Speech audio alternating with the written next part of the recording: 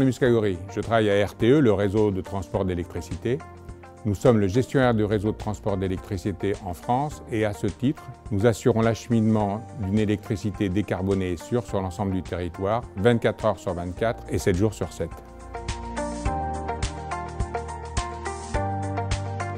Notre outil industriel est composé de plus de 100 000 km de liaisons électriques à haute et très haute tension, de plusieurs milliers de postes. Il constitue le réseau le plus important d'Europe. L'optimisation de la maintenance et du renouvellement de cette infrastructure est un élément clé et déterminant dans la qualité de service, mais aussi dans la mission globale qui nous est confiée.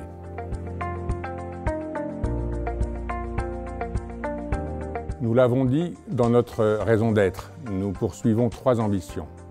Nous optimisons le système électrique français, nous opérons la transition énergétique par l'innovation et la transformation de notre infrastructure industrielle et nous éclairons les décisions des pouvoirs publics dans la conduite de la transition énergétique. La simulation vient au service de cette première ambition, celle de la recherche d'un optimum. Nous avons décidé d'utiliser la simulation complexe au service de cette ambition d'optimiser le système électrique et la gestion de notre infrastructure. La simulation complexe va nous permettre de tester et d'éprouver les effets d'une stratégie.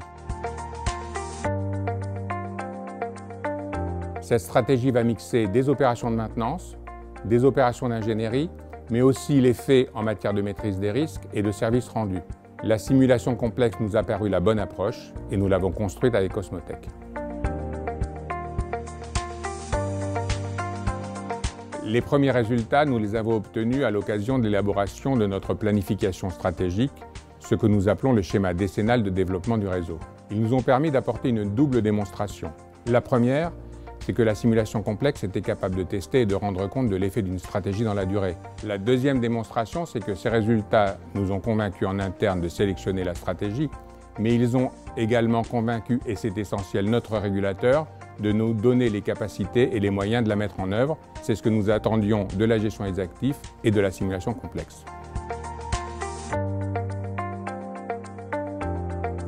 J'envisage la poursuite de ce partenariat dans la lignée, mais aussi dans la généralisation de ce que nous avons fait ensemble avec Cosmotec. Généralisation à l'ensemble du champ des politiques techniques, sur les liaisons aériennes, ce que nous avons déjà fait, mais aussi sur les postes électriques et sur le contrôle-commande. C'est dans ce cadre que nous mobilisons dès à présent la simulation complexe dans les travaux préparatoires à l'élaboration de notre nouvelle version du SDDR, celle qui devrait sortir fin 2023, début 2024.